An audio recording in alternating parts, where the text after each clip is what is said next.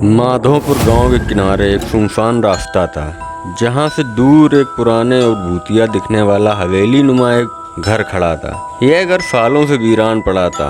गांव वाले इसे अश्वपुरी कहते थे और इसकी डरावनी कहानियां हर किसी की जुबान पर थीं, लेकिन कोई भी कभी भी इसके अंदर नहीं गया था। कहते हैं इस घर में अजीब सी आवाज़ें सुनाई देती थीं, हवा में गूंजती चीखें, बच्चों के रोने की आवाज़ और कभी कभी कोई फुसफुसाता हुआ नाम पुकारता।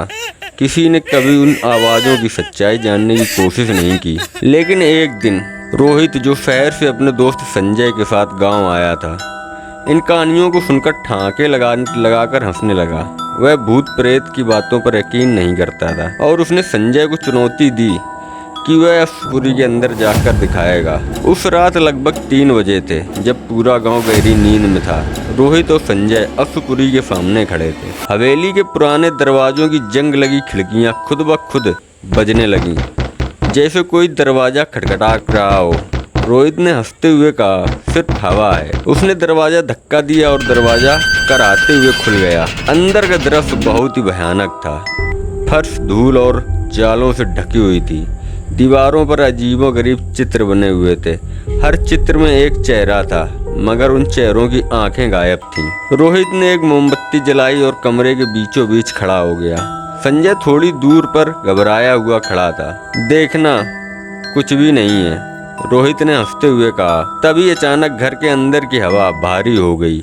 एक अजीब ठंडक उनके चेहरों पर फैल गई और दीवारों से धीमी कांपती हुई आवाजें आने लगीं।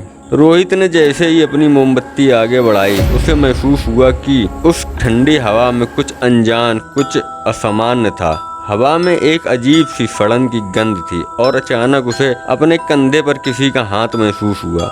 उसने तुरंत पीछे मुड़कर देखा, लेकिन वहाँ कोई नहीं था। संजय, जो दरवाजे के पास खड़ा था, अचानक कांपने लगा। मुझे लगता है कि हमें यहाँ से निकल जाना चाहिए, उसने डरते हुए कहा। रोहित ने उसका मजाक उड़ाते हुए जवाब दिया, तू कितना डरपोक है यार। लेकिन उसकी हंसी अचानक रुक गई जब उसने अपनी परछाई के ठीक पीछे किसी और की परछाई देखी। एक लंबी टेढ़ी मेढ़ी आकृति, जिसकी आंखें काली गहराई जैसी थीं। यह क्या है? रोहित की आवाज़ कांपने लगी। वह परछाई धीरे धीरे हिलने लगी, जैसे वह जिंदा हो। अचानक वह आकृति हंसने लगी, एक खौफनाक, दिल दहला देने वाली हंसी। उसकी हंसी से हवेली के कोने कोने से आवाज़ें आने लगी, जैसे कई लोग एक साथ चीख रहे हों। रोहित के पैर जड़ हो गए थे। उसने भागने की कोशिश, लेकिन उसके पैरों को जमीन ने पकड़ लिया था। वह संजय को पुकारने की कोशिश कर रहा था, लेकिन उसकी आवाज़ बंद हो गई थी।